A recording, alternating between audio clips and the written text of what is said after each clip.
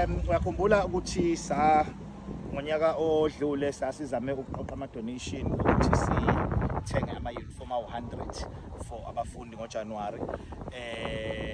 Asiphumelelanga ukuthola 100, sakwazi ukuqoqa abafundi abawu36 sase siqhubeka nezicathulo. So nakulonyaka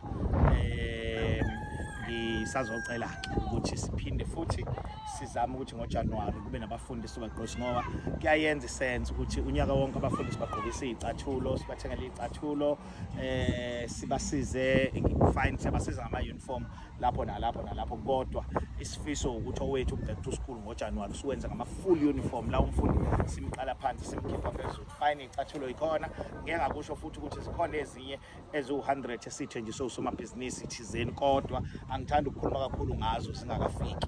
So ke ngizocela ke ukuthi siphindeni sizame, ngizocela ukuthi ke any amount njengoba sihlale senza sikwazi ukuthi siphumeleliselele iphupho lokugqokisa abafundi abawu100 ama uniform aphelele, bese siqhubeka nezicathulo. Ngenhlanhla ke sinezinto esitholile, sithole Vaseline, ama pads, exubo, imithi yokuxubha, ama brush ezicathulo, no polish.